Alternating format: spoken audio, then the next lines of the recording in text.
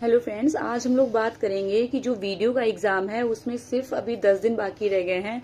तो इन 10 दिनों में क्या पढ़ें जिससे हमें ज्यादा से ज्यादा फायदा हो। तो इन 10 दिनों में लास्ट के 10 दिन बच्चे परेशान होने लगते हैं लोग कि अब तो अभी तक हमने कुछ नहीं पढ़ पाया, अब इन लास्ट डेज में क्या पढ़ें। तो उनके ये सोचने में 2-3 दिन गुजर जाते हैं।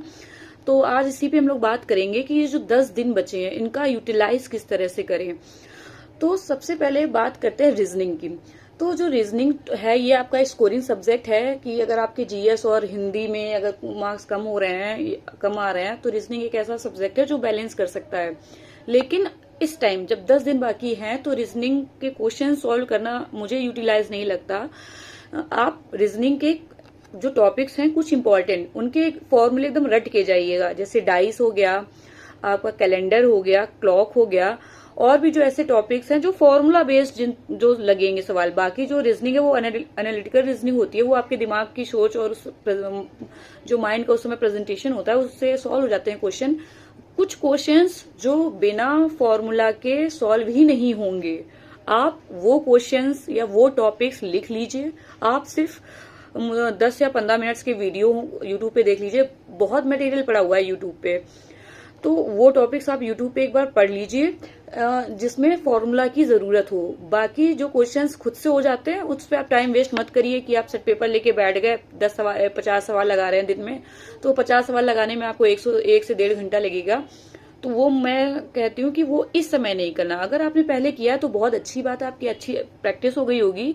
लेकिन जो लास्ट के 10 डेज बचे हैं इनमें बिल्कुल आप ऐसा मत कीजिए। अगर आप ऐसा कर रहे हैं कि 50 क्वेश्चन सॉल्व कर रहे हैं रीजनिंग के, तो लास्ट के 10 डेज में आप बिल्कुल मत कीजिए।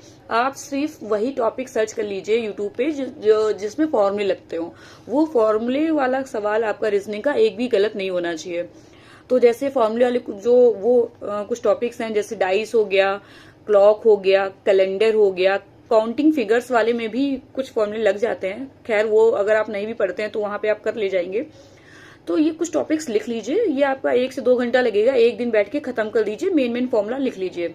तो रीजनिंग के लिए आप ये कीजिए, और ज्यादा टाइम आप रीजनिंग को मत दीजिए इस समय, क्योंकि ये जो टाइम है आपका हिंदी और जीएस को दीजिए, क्योंकि आप उसमें मैक्सिमम चीजें रिवाइज कर सकते हैं। तो रीजनिंग की बात हो गई। अब हम लोग बात करते हैं हिंदी की। हिंदी में क्या पढ़ें। मैं ये कहूंगी, बहुत से लोग हिंदी को लाइटली ले लेते हैं कि हिंदी में मतलब हिंदी तो कर लेंगे, हिंदी तो हमने लेखपाल के टाइम पढ़ी थी, हिंदी तो पेट में भी पढ़ी थी, हिंदी को हम लोग कर लेंगे। तो हिंदी को प्लीज आप लोग जिसको भी अच्छा स्कोर करना है, सबसे बड़ी बात है कि आप हिंदी को लाइटली मत लीजिए। आपको कितना भी आता हो, आपको टॉपिक कोई कितना भी रिवीजन हो, अगर आप टेस्ट देते होंगे पहले तो आपने देखा होगा कि हिंदी में 2-3 क्वेश्चन तो गलत हो ही जाते हैं, आपने कितनी भी हिंदी पढ़ रखी हो। तो हिंदी को बार बार जितना भी आपने पढ़ा हो उसको रिवाइज कीजिए। और कुछ टॉपिक्स ऐसे होते हैं ना कि मान लो हिंदी के हम ना भी पढ़े तो भी हम कर ले जाएंगे, जैसे गद्यांश हो गया, या कभी कभी विलोम शब्द हो गया कि विलोम शब्द हम लोग नहीं भी पढ़ेंगे तो भी एग्जाम में देख के ऑप्शंस कर ले जाएंगे। वो टॉपिक्स जो गलत होने की संभावना है, जैसे आप रचनाएं देख लीजिए, क्योंकि रचनाएं अगर कोई ऐसी पूछ दी जो आपको नहीं आती हुई तो आप वहां पे आंसर नहीं कर पाएंगे। रचनाएं देख लीजिए, पत्र से रिलेटेड सवाल देख लीजिए, और जो हल्का सा भी आपको टिपिकल लग रहा हो ऐसे क्वेश्चन हिंदी के आप देख लीजिए। और ज्यादा से ज्यादा समय, अगर तीनों सब्जेक्ट की मैं बात करूं, तो आपको हिंदी को देना चाहिए। हिंदी एक ऐसा सब्जेक्ट है, अगर आप जिसमें 48 क्वेश्चंस भी कर ले जा रहे हैं तो आपके स्कोर में बहुत बड़ा रोल निभाएगा हिंदी। तो हिंदी में आप बहुत जितना भी आप लोग रिवीजन कर सकते हैं करिए। हिंदी को कोई भी टॉपिक आपने पढ़ रखा हो, आपको लगता हो कि ये टॉपिक मुझे आता है, फिर भी अगर आपके पास टाइम बच रहा हो तो आप हिंदी को दीजिए। मैं ये कहूंगी, क्योंकि जीएस में कोई टॉपर भी होगा तो वो 35 से 38 के बीच सवाल सही करता है, या मान लीजिए 40-42 के। और हिंदी जो एक ऐसा सब्जेक्ट है ना, वो आपका यहाँ पे मुझे लगता है कि सबसे ज्यादा सिलेक्शन दिलाने में रोल प्ले करेगा वो हिंदी, क्योंकि हिंदी स्कोरिंग सब्जेक्ट है। हिंदी में आप बच्चे बहुत कम टाइम देते हैं कि हिंदी कर लेंगे। लेकिन मैं अपनी तरफ से अगर कोई बात कहना चाहूँ तो हिंदी को आप लोग बिल्कुल लाइटली मत लीजिए। हिंदी में आप ज्यादा से ज्यादा अपना टाइम दीजिए। रही बात जीएस की, तो जीएस में इस समय कुछ बच्चे, मतलब ये मैं देखती हूँ कि वो ज्योग्राफी उठाते हैं, उसको पूरा जो भी उनके नोट्स हैं, पूरा ग्रंथ उसको खत्म करने की कोशिश करते हैं, या उन्होंने किसी यूट्यूब पे कोई प्लेलिस्ट देख ली कि ज्योग्राफी या हिस्ट्री के 10 वीडियो या 15 वीडियो में खत्म है, वो लोग उसको खत्म करने का प्रयास करते हैं। हमेशा वो चीज पढ़िए जिसका आप 3 to 4 टाइम्स रिवीजन कर सकें। आप कोर्स खत्म करने में या पूरी पॉलिटी खत्म कर लें, पूरी हिस्ट्री खत्म कर लें, पूरी मॉडर्न हिस्ट्री खत्म कर लें, तो आप ये बिल्कुल मत सोचिए। आपके पास अगर आपने कोई पेपर सॉल्व किया हो, वो रखा हो, तो आप उसके पूरी जीएस रिवाइज कर डालें इस समय, क्योंकि आपके पास सिर्फ 10 दिन, आपको पता भी नहीं चलेगा कि 10 दिन कैसे गुजर गए। तो स्मार्ट स्टडी करना बहुत जरूरी है। कहते हैं ना कि मेहनत तो गधा भी करता है, ठीक है, तो गधे खैर आप लोग तो बहुत इंटेलिजेंट, आप बहुत ज्यादा समझदार हैं। मैं यही कहूंगी कि सिलेबस खत्म करने के चक्कर में अब बिल्कुल मत पड़िए, क्योंकि वो टाइम चला गया जब सिलेबस खत्म करना था। अब आप ज्यादा से ज्यादा, हर एग्जाम में मैं कहती हूँ, और जो मेरा खुद का एक्सपीरियंस रहा है, मैं एग्जाम में कई चीजें जो जितना मैं हमेशा बल्क में नहीं जाती हूँ कि हाँ बहुत सारा पढ़ लूं। मुझे लगता है कि अगर मैंने कोई 10 पेज का भी पीडीएफ रिवाइज किया है, तो वो पीडीएफ मैं 5 से 6 बार रिवाइज कर सकूं। अब कुछ लोग कहेंगे तुम्हारी बुद्धि मंद है, मुझे देर में घुसता है, ऐसा नहीं है, लेकिन मुझे ऐसा लगता है कि मैं वही चीज आप लोगों के साथ शेयर करती हूँ जो मैंने खुद की जिंदगी में एक्सपीरियंस की होती हैं। जैसे मान लीजिए मैं एक रोड है, वहां से मैं वॉक करती हूँ, मतलब वहां पर मैं वॉक के लिए जाती हूँ, और मुझे जाते हुए 2.5-3 महीने हो गए। तो बहुत बार ऐसा होता है जो उतनी सी मतलब 1 किलोमीटर की रोड में, उस रोड में मुझे हर दिन कुछ नया दिखता है। तो यही जिंदगी का नियम है। आप कोई भी टॉपिक कितनी बार क्यों ना पढ़ लें, आप जब भी पढ़ेंगे तो आपको कुछ ना कुछ नया जरूर मिलेगा। तो रिवीजन पे फोकस करें। मतलब अब हम लोग का ऐसा दिमाग है ना, वो मानता नहीं है कि हाँ सिलेक्शन लेना है तो ये भी पढ़ लें, ये भी पढ़ लें। यूट्यूब खोला, यूट्यूब में किसी ने वीडियो डाल दिया, वीडियो के लिए अति महत्वपूर्ण प्रश्न, आप 1.5 घंटे का वीडियो देखे जा रहे हैं। तो ऐसा मत कीजिए। आपको जितना भी आता हो, सबसे बड़ी बात ना कि नए सोर्स की तरफ भागने से बचिए।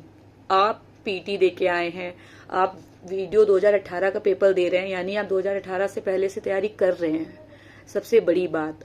तो जो भी आपके नोट्स रहे हों या पीडीएफ्स हों, जो भी आपके नोट्स हो पुराने, ये आप ये दिमाग से निकाल दीजिए कि ये इंपॉर्टेंट नहीं है। क्योंकि हम लोग जब यूट्यूब खोलते हैं ना, तो यूट्यूब इतना भरा रहता है वीडियो के लिए अति महत्वपूर्ण प्रश्न, किसी की प्रहार सीरीज, पता नहीं क्या क्या चल रहा होता है।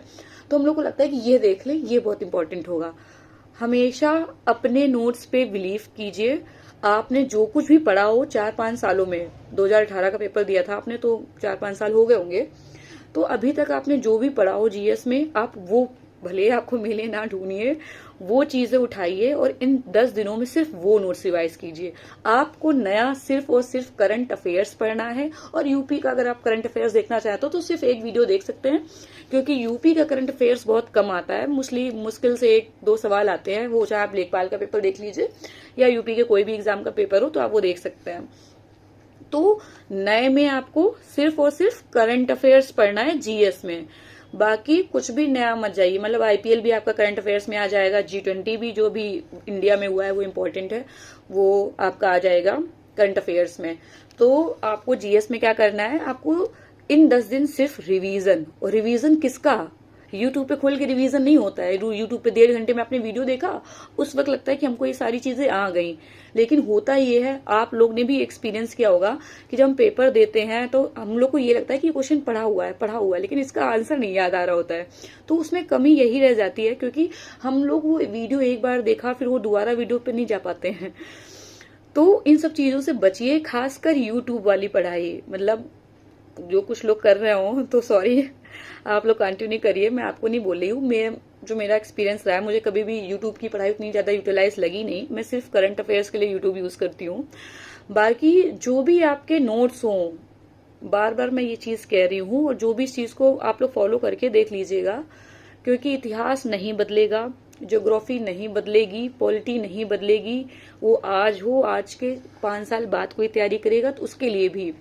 तो जो आपके नोट्स हैं उसकी महत्ता समझिए, उसको निकालिए और पढ़िए। और एक चीज ना, सबसे बड़ी चीज, पढ़ाई तो अलग, मतलब पढ़ाई के लिए तो बता दिया आपको क्या क्या करना है। सबसे बड़ी चीज कॉन्फिडेंस नहीं खोना है। आपने कुछ नहीं पढ़ा हो ना, मतलब ये मेरे लिए भी है, मैंने इस एग्जाम के लिए, वीडियो के लिए कुछ भी नहीं पढ़ा, क्योंकि मैं कहीं और फोकस कर रही थी, और थोड़ा सा फिजिकल करके आओ या वहाँ रनिंग करके आओ तो थक जाते हैं। तो इस एग्जाम के लिए मैंने बिल्कुल भी पढ़ा नहीं है। अब भगवान जाने क्या होगा, मैं आप लोग को एडवाइस कर रही हूँ। लेकिन मैं एकदम से ये नहीं सोचती कि हाँ नहीं मेरा सिलेक्शन नहीं होगा या ये है, ठीक है, अभी 10 दिन बाकी है, देखा जाएगा एग्जाम के दिन क्या होता है, क्या करके आते हैं। तो सबसे बड़ी चीज आप लोग मुझसे सीख सकते हैं कि मैं कभी भी परेशान नहीं होती हूँ, कोई भी एग्जाम हो या कुछ भी हो। वो बात अलग, अभी कुछ लोग मुझे कहने लगेंगे तभी सेलेक्ट नहीं हुई हो। तो खैर, ये मैं आप लोग के लिए भी बता रही हूँ कि बिल्कुल ही परेशान मत होइए। किसी ने अगर इसके एग्जाम के लिए अभी तक कुछ नहीं पढ़ा है, सिलेबस नहीं खत्म कर पाया है, तो ठीक है। जिसने सिलेबस खत्म कर लिया वो भी रिवाइज नहीं कर पाएगा पूरा सिलेबस। तो सिलेबस खत्म करना, कुछ लोग के दिमाग में रहता है कि हम सिलेबस खत्म कर लें, तो जबकि उनका रिवीजन, मुझे लगता है कि अगर आप बहुत कम भी पढ़ रहे हैं, 3 घंटे भी पढ़ रहे हैं, लेकिन आप जो पढ़ रहे हैं ना वो सॉलिड पढ़ रहे हैं, आई मीन इम्पोर्टेंट पढ़ रहे हैं। आप पूरा ग्रंथ उठा के नहीं पॉलिटी खोल के बैठ गए, पूरी पॉलिटी खत्म कर रहे हैं, पूरे 395 अनुच्छेद और पूरी हिस्ट्री खत्म कर रहे हैं। क्योंकि बहुत सी चीजें 4-5 साल में हम लोग को देख के याद हो जाती है, मतलब याद होंगी। अब आपसे कोई क्वेश्चन कोई जीएस में कर लेता होगा, जो भी 4-5 साल से तैयारी कर रहे हैं, मोस्टली चीजें याद हो जाती हैं देखे देखे। तो वही मैं कहना चाहती हूँ कि आप कुछ नया ना पढ़ें। ये चीज बहुत कम लोग फॉलो कर पाते हैं, क्योंकि हम लोग की एक ह्यूमन टेंडेंसी होती है कि एग्जाम के गेट, जब तक हम लोग एग्जाम सेंटर में पहुंचते हैं तो भी हम लोग खोल के कोई कह दे कि ये वाला क्वेश्चन बता दो, तो हम लोग को लगता है अच्छा ये तो हमने पढ़ा ही नहीं। तुरंत गूगल हम लोग का चालू हो जाता है, तुरंत हम लोग सर्च करने लगते हैं। उस चीज से सबसे ज्यादा बच के रहिए।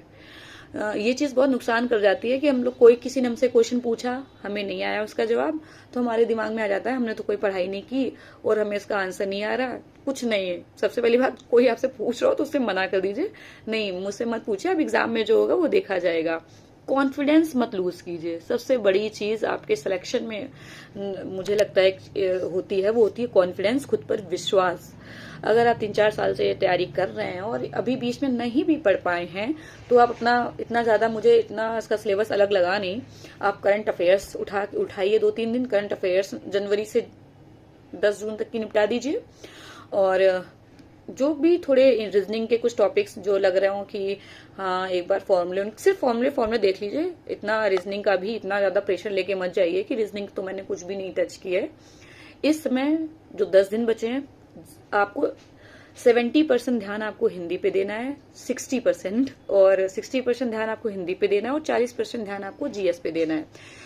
रीजनिंग को सिर्फ 1-2 घंटे में बैठ के जो भी टॉपिक्स आपको थोड़े टफ लग रहे हो ना, जिसमें फॉर्मूला लगता हो, मोस्टली मैं ये कहूंगी, वो फॉर्मूले लिख लीजिए एक पेज पे और उसको रिवाइज करते रहिए। 5-10 मिनट लगेंगे, एक लाइन के फॉर्मूले होते हैं रीजनिंग में।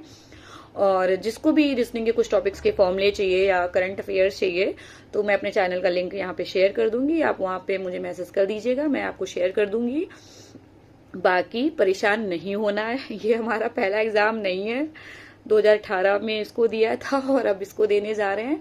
तो कॉन्फिडेंस रखिए, हो जाएगा। नहीं भी हुआ तो ये अंतिम एग्जाम नहीं है, जिंदगी में और भी एग्जाम देते ही आ रहे हैं। तो आई होप आप लोग की तैयारी अच्छी चल रही होगी और wish you all the very best.